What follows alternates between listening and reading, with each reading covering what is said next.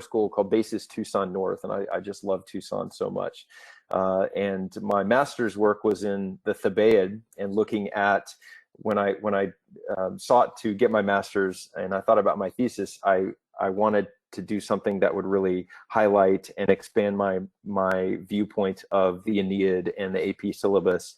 And so that led me to Statius and the Thebaid. And so I was lucky enough to have a portion of a reader that I wrote be published by Bolchazy. And so the Thebaid of Statius, the Women of Lemnos there, back in, gosh, 2014, it feels like forever ago. I've taught the AP syllabus. I've taught an AP high school class for over 15 years now, I think 16, maybe even 17 years. And so that's going all the way back to when you could do Catullus and Ovid, and then when it was just the Vergil, so it was all Vergil all the time. And then when they made the change to the Caesar Vergil syllabus there. So I've taught a number of them, and I like this one pretty well. I've been doing this since it started, and it's been good. It's been really good.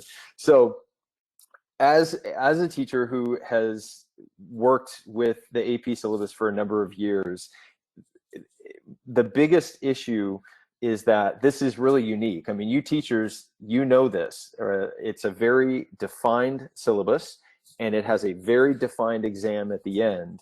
And so I think we all know that the best thing that we can do for our students is essentially give them mock exams, whether that's a full mock exam or it's a daily quiz, but those questions are modeled after the kind of thing that they'll see in May.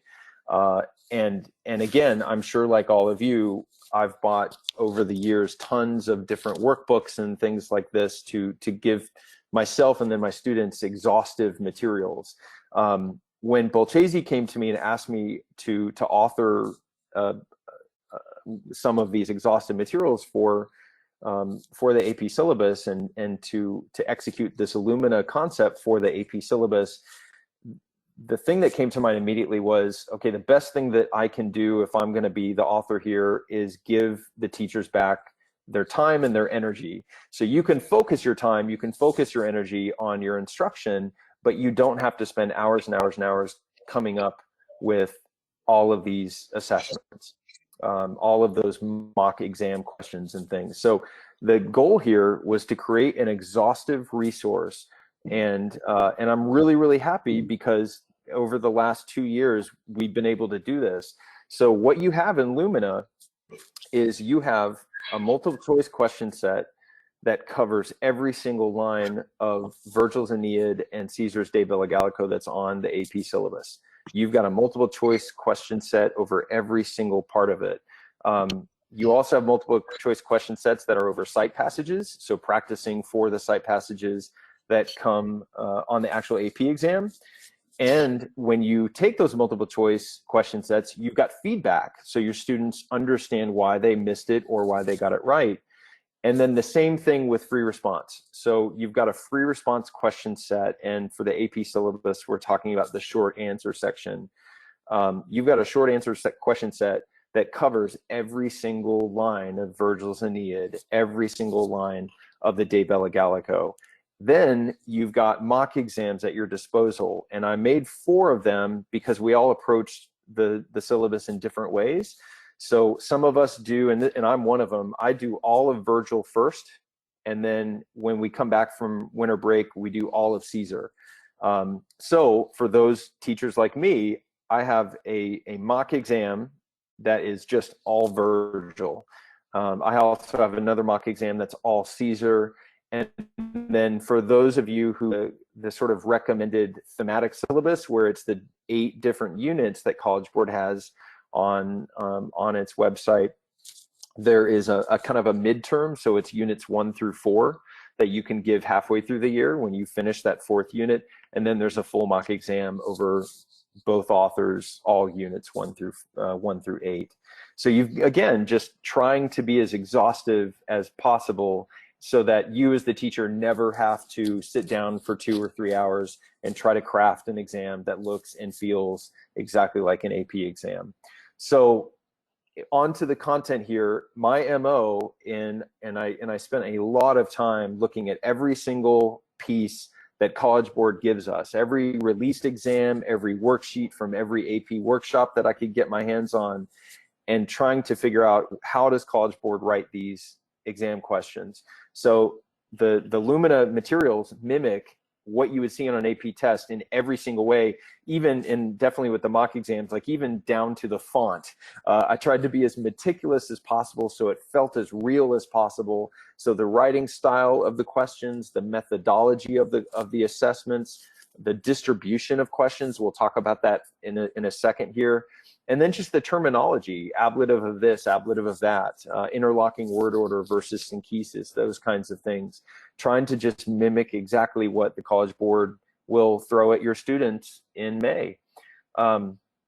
So kind of breaking this down here, looking at the various pieces, let's talk about the multiple choice for the Vergil section. On an AP test, your students will get, and if you're not familiar with the AP test, your students will see 50 multiple choice questions. And when you look at the AP syllabus and how they describe the exams to the students, it'll say they will see 10 to 15 multiple choice questions from Vergil, 10 to 15 multiple choice questions from Caesar, and then 10 to 15 multiple choice questions of a prose passage that they have never read before. And it won't probably be from Caesar, it'll be from some other author, and then 10 to 15 questions from a poetry passage that they've never seen before, from some author, and most likely not Vergil. So some other, Ovid or Catullus or Martial or whoever. So altogether they have 50 multiple choice questions. Now, invariably, when you look at all of the released exams, it's 12 questions. That might change, there might be an aberration, but typically year to year, it's 12 multiple choice questions from Vergil. And you can see the breakdown here. I'm not going to read them to you, but you can see that there's always a scansion, there's always this stylistic device, and then you get kind of a matrix of these other big batches of questions here. So here is how I arrived kind of at that sort of one statement about this is what a Vergil multiple choice question set looks like, and this is what we base Lumina on. As you can see from the different released exams from 2012 and 18 and 20, this was their distribution, at least the way that I've sort of configured it. You can see it's different a little bit each year, but they generally follow the same pattern. So 3 to 5 grammar syntax, 3 to 5 translation comprehension. You've got your scansion question, you've got an external plot. And I guess I should explain that external plot question means that they're going to ask you a question about the part of the part of the Aeneid or the part of the De Bello Gallico that the students were supposed to have read in English. So not the Latin part, but there's a little bit of each one of those works that the students have to read in English. And this is where they test that sort of external plot question. There's that one stylistic device question, and then you've got kind of a culture, history, literature kind of question there. So that's the basic breakdown for your Vergil exam, or at least the Vergil multiple choice section.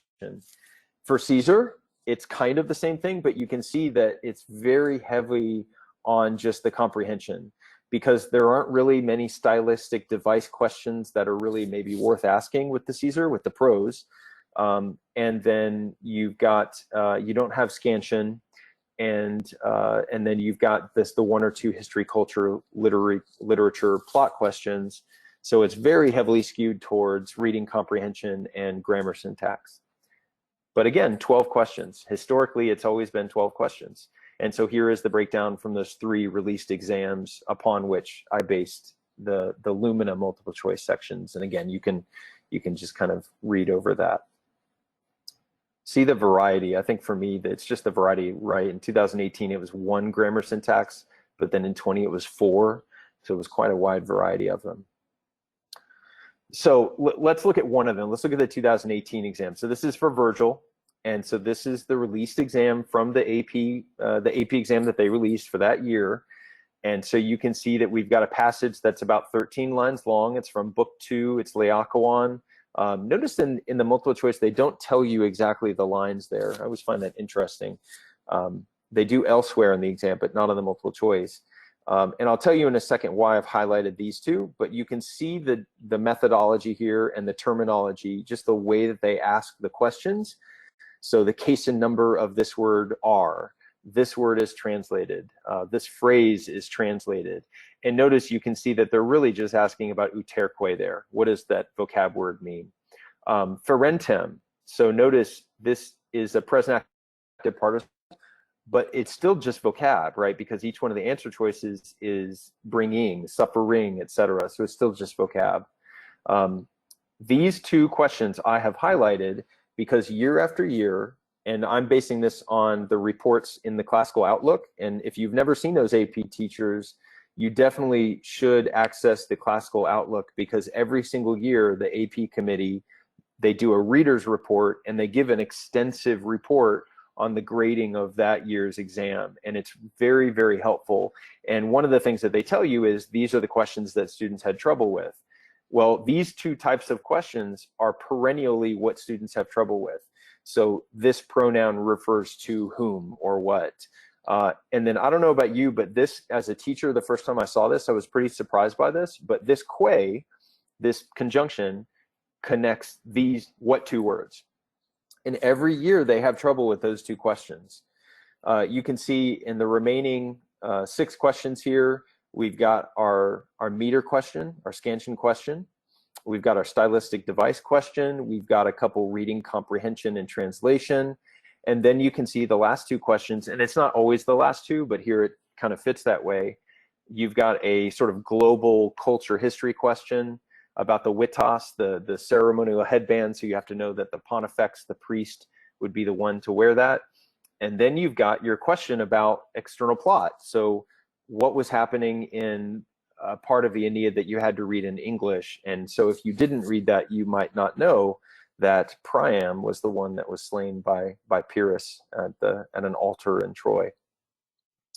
So that was the Laocoon passage. That was from the 2018 AP exam. So I pulled the multiple choice section that I wrote for Lumina so we can see kind of the similarities. I have to tell you immediately, so here are these 2 that I highlighted.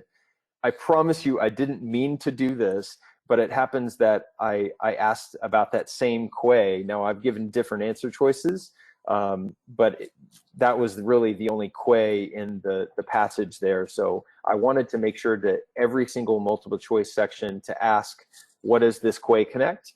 And what does this pronoun refer to? On that AP, let me go back a second, everybody.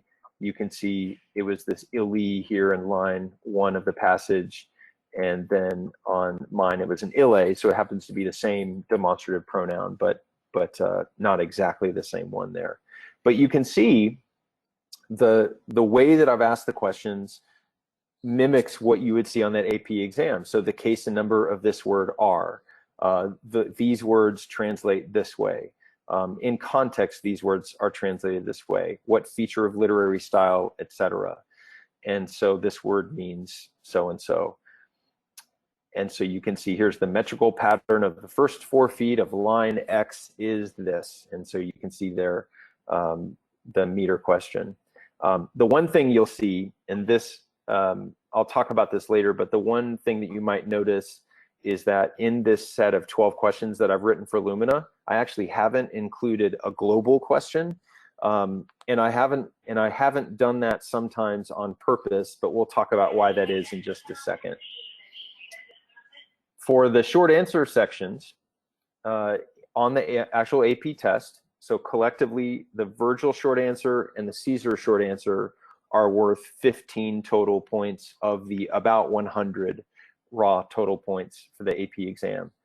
And so what that ends up happening on the AP exam is that the Vergil section short answer is worth 8 points, and that's usually made up of 5, 6, or 7 questions. And then the Caesar is worth 7 points. And because it's so few questions, it's pretty codified. So if you look through these question types, it is pretty consistent from year to year. It's these kinds of questions. And so I'll go to the Caesar one, and you'll see it's the same type of question here. So again, 5 to 7 questions, 7 points total, collectively 7 plus 8 is 15, and that's 15 points towards the score there. The one thing I want to point out, and I've hopefully harped on this a lot already, is that I'm trying to make something that is exactly like the AP exam. The one big difference is when you go to the Vergil short answer, one of the questions on the AP exam in the short answer section is write out all of line whatever and mark the scansion. And so it gives the students a blank space. They literally write the line out, and then they mark long, short, short, and then the feet and all of that kind of thing.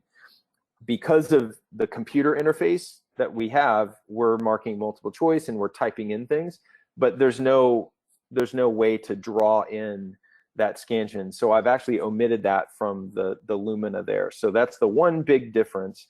But of course, you have the scansion questions in the multiple choice as well. So again, let's kind of compare. So in 2018, here's the AP exam. This is from Caesar. This is De Bella Gallico 613. And you can see there are 6 questions. And if we line them all up, there's 7 points because it's 1 point, 1 point, and then 1 point. But then number 4 has translate this word and identify the case. So that's 2 points, and then 1 point here, 1 point here. So collectively it's 7 points. And you can see what I've written over the same exact section looks a lot like it. One of the differences that you'll notice is that I went ahead and just put the entire section on there because we as teachers going through the year, we just want to see that our students have mastered all the material. And so rather than chunking and picking the first 5.5 lines or whatever, I thought, you know what, I'm better serving you all by just putting the whole section on there and letting my students know, letting your students know that the whole thing is fair game. But you can see that it's the same methodology and the same type of questions, the same way of asking the questions, even the same font. So again, some differences there. And if you look at all of the multiple choice questions on the AP test, there's always that global question. Well, sometimes I've left that out because again, teachers going through the year, I don't know about you, but I know that I'm just more concerned about, do my students know this text? We talk about the global stuff, we talk about it, but we talk about it kind of at the beginning. We really focus on it right before the AP exam. But as we're going through the year, I just want to make sure that they know the material that we've presented in class. And so they're there, but they're there in less frequency, slightly less frequency than would be on the actual AP exam. One thing that I tried to do is that if you give your students every single multiple choice question set or every single free response question set, the short answer question set throughout the year, you'll see that things are repeated and things are spiraled. So like the most missed types of questions, those are repeated. The global questions that are there, they are generally repeated and kind of spiraled throughout the year. So, you know, that episode with Pyrrhus and Priam, that might pop up a couple times because maybe they missed it the first time, but 2 months later, they'll get kind of the same question and asking them to kind of remember, hey, remember that thing? Hopefully you learned from that mistake last time when you missed it, and here's another chance to get it right. The other thing is just that the passages that accompany each multiple choice question set or each short answer question set tend to be longer. And again, like I said, it's just because we teachers want to make sure that our students know that we're going to hold them accountable for all of what we have presented to them. For the free response question sets, again, there's no scansion question because there's no way for us on Lumina to scribble in, write in, and then mark the feet. But again, those scansion questions are on the multiple choice. And again, the length of passages is still a little bit long. So I wanted to give you a couple screenshots, just what Lumina looks like, so you can see how this looks in the interface. So this is from book 1, lines 102 to 112. And you can see the students are shown this and can always refer back to this section, the actual Latin, as they go through the questions. But you can also see, I wanted to show you that on the right-hand side, they can click on these links and see grammatical appendices and the rhetorical devices and the glossary. And so that's what, these are basically just the PDFs that accompany the textbook on our website. So there's the grammatical appendix and the figures of speech literary device appendix, and then there's the glossary that you would see just in the back of your Bolchazy commentary by Boyd. Here's what a question looks like, a multiple choice question. So you would click the right answer here, hopefully the right answer, and then you click next. And then at the end of it, it'll say, okay, do you want to go back or do you want to check your answers? And if you're ready to go, you click check answers, and then it gives you detailed feedback. And so I have chosen Hector. I was wrong. I'm a bad AP Latin student because the answer is not Hector. The answer is Aeneas. But now I know because I have this feedback. And the feedback tells me, well, just prior to this, we were talking about Aeneas, and he was shouting that he wished he had died on the fields of Troy. And this Iactanti is that dative of reference. So in reference to Aeneas, in reference to him shouting Talia, such things. So the students get the feedback. So they don't just see that their answer is right or wrong, but they see why. And so here they get the feedback even if they do answer the question correctly. So here's an example of that. So it tells them good job, and then it tells them why that answer is right. For the short answer sections, for the free response, you're given a text box, and so translate Talia Iactanti, so the same kind of question, but on the short answer set, and then identify the person to whom Iactanti refers. And so the student would just type in their answers here. Now, for obvious reasons, this is not auto-graded. You as the teacher would go in and grade these. As a student, when they're done answering the question, they click finish, and then they go on there and they submit it to the website, and then you as the teacher can go in and you can grade them. So like I said, I made some updates this summer. So this was all written, the bulk of it was written 2 summers ago. And this summer I was able to finish and add and also fix mistakes that people had found along the way and edited a little bit. But what you have when you have Lumina here for your AP students is again, the entire syllabus is covered with multiple choice questions, and the entire syllabus is covered with the short answer question sets. Again, my goal was to make your life easier. And I know as an AP teacher, my life was difficult when I had to spend 2 or 3 hours trying to create the perfect exam. And while I'm not going to claim that anything that I wrote here is perfect, I really tried hard to make it that way. So I really hope that what you see on Lumina is just the highest quality. I use it with my students, and I feel like it's held up. So I'm happy with how it turned out. The one edit that I made, and if you haven't used Lumina before, you would never know. But those of you on the webinar here that use Lumina and maybe used the mock exams and looked at this big 12-page PDF grading rubric that I accompanied each of the mock exams with, you might see a difference here. So I just wanted to show you when I talk about grading the essay. So on the AP exam, the students write an essay. It's 20% of the entire grade. So it's essentially 20 points out of the 100 for the AP exam. And so that's question 3. When I talk about how to grade that exam, I give the rubric that the AP has given us.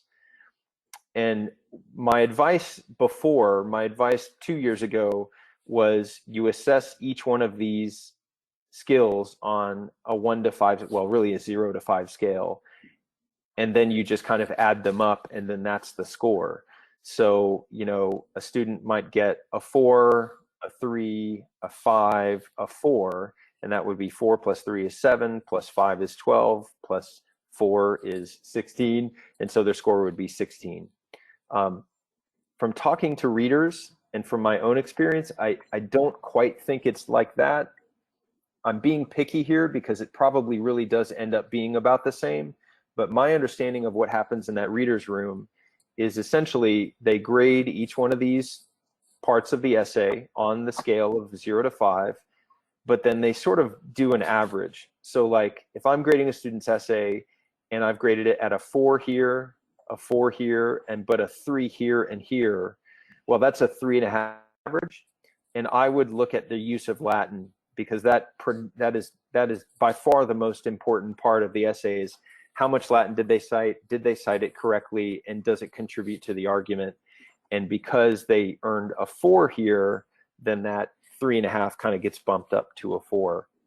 Now, again, in my previous example, we arrived at a 16 anyway. So we took that score of 4 and multiplied it by 4, and we got 16. But I felt that this explanation of how to grade an essay was a little bit more faithful to what goes on in the reader's room when they're looking at the actual AP exams. So I know that that was really quick, and especially those of you that maybe have never seen Lumina before, I would love to go back and focus back on something if I went too quickly on it. And those of you that used Lumina before, I would love to hear, you know, questions and concerns and any comments that you have on that. But I wanted to make sure that I left a good chunk of our time here for questions and discussion about Lumina and everything that that you see there. So Amelia, if there are questions in the chat, go for it. And everybody, please keep those questions coming in the chat, please. Yeah, so there aren't any questions in the chat now, but feel free to leave some, or if you prefer to unmute yourself.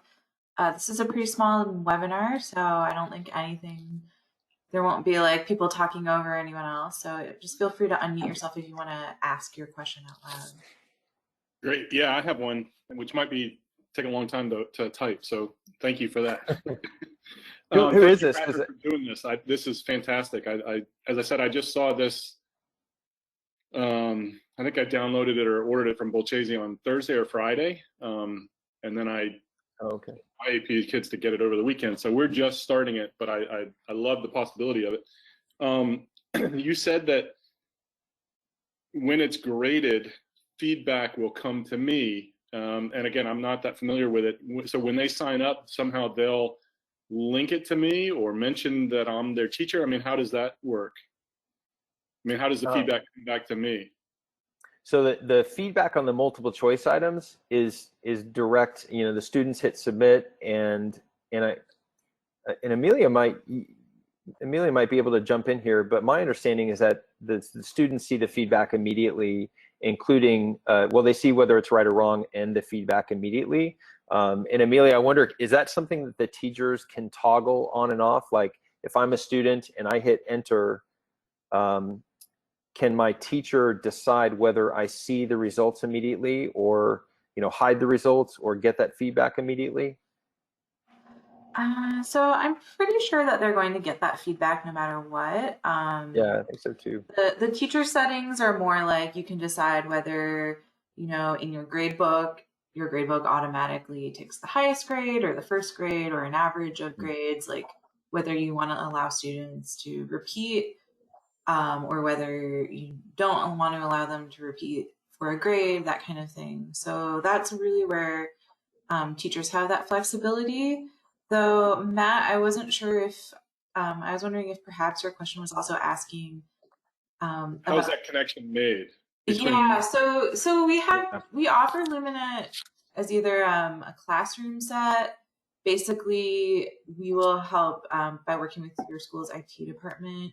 We'll be able to actually integrate Lumina within like whatever your learning management system is. So like if you use Canvas, you'll just have links directly within like the week's assignments. Students click from their personal Canvas accounts, and it all just kind of pops right up, and you automatically get from your teacher view, we'll see what they've done. If you don't have a learning management system like that, you can also sign up. You'd have to sign up all of your students through our Moodle page. So basically each student ends up needing their own account in that case. So either way, you end up having essentially a classroom set. Okay, yeah, so I did it the latter way, the second way that you said. Or at least I asked all the kids to sign up with their own accounts. And so somehow those will get linked to me. Yeah. So if you need help setting that up, so I don't really do the technical side of things. We have an e-learning specialist. Oh, okay. All right. Would you be able to send an email in here? I'll put it in the chat. Sure. To Lumina@bolchazy.com. Your question about how you really get that all set up, because we would need to help you set up each individual student. Okay. All right. How many students do you teach? This year, just 4. Okay. So kind of a manageable, I mean, even if we had to kind of link by be sort of a manageable amount of students. Yeah, that shouldn't be too much effort to set everyone up with their account and passwords and everything.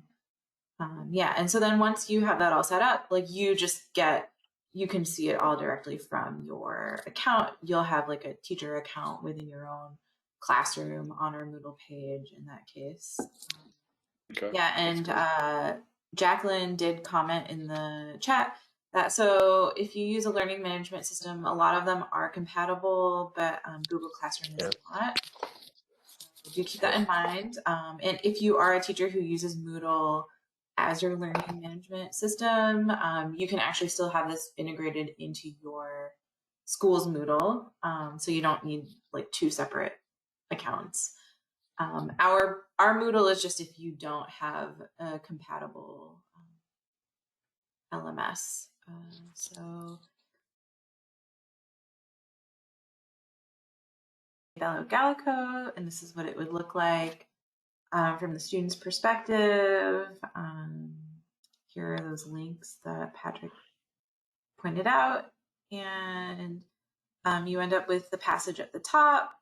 Here, I'll make it full screen so that it's a little bigger. And you get these question by question, answer these multiple choice questions based on the Latin reading. So I'll just kind of fill some things in randomly. And can I say something about, I don't know, as a teacher, I'm always thinking about test security, assessment security, and what are good vehicles for assessments that are secure, and what is good classwork.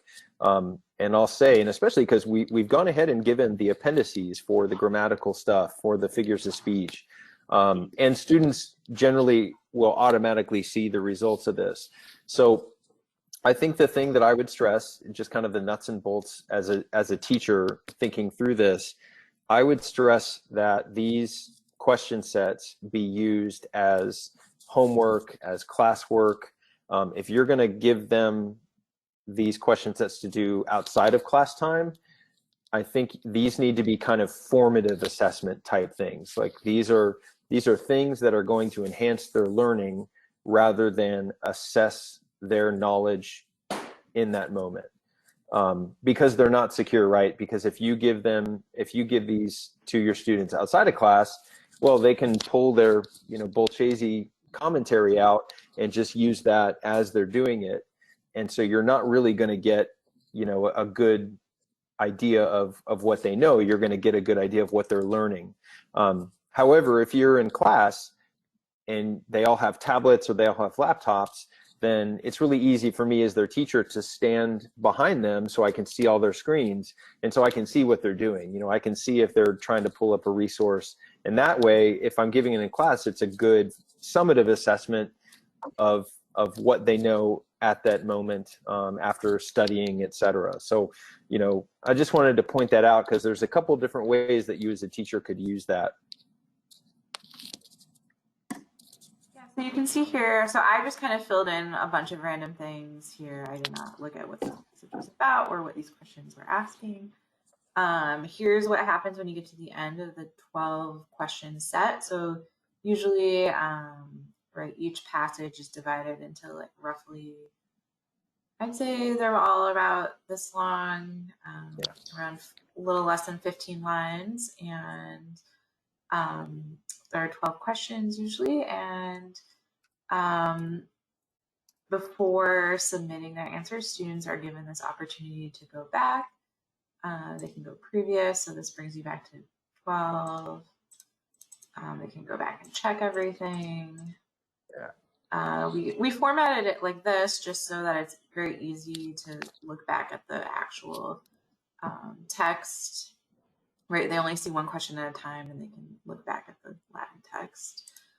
And so I've decided, well, I'm done. Here we go. Here's my check answers. And this is where that really thorough feedback that Patrick entered comes into play. So here, well, I got that one wrong. And it says, Caesar tells us, Concilio Romanorum cognito, with the Romans' plan having been known. And then again, let's see if I got anything right. So even if I get it right, I still get that feedback, which I think is really nice because like I was just guessing randomly. So I think it's still reinforcing this information. But, you know, maybe even if I got it right and I did know what I was doing, I think that's pretty helpful. Yeah, you got lucky, right? You got lucky. Right. Even if I did, even if I had been paying attention, I think it's really nice to have that feedback because maybe I understood some of it, but I still was like kind of eliminating choices. I think that's pretty common with students. Yeah. So as I can keep going through this. Let me just see any other questions. Yeah, I saw a couple pop up, and I think Jacqueline said it's a great tool at the end of class. If you're one-to-one and your students all have a device, it's great to take the last, I don't know, maybe 5-7 minutes of class and say, hey, okay, we just read this. Here's this multiple choice. Go for it and consolidate. I really like that, Jacqueline. I think that's a great idea.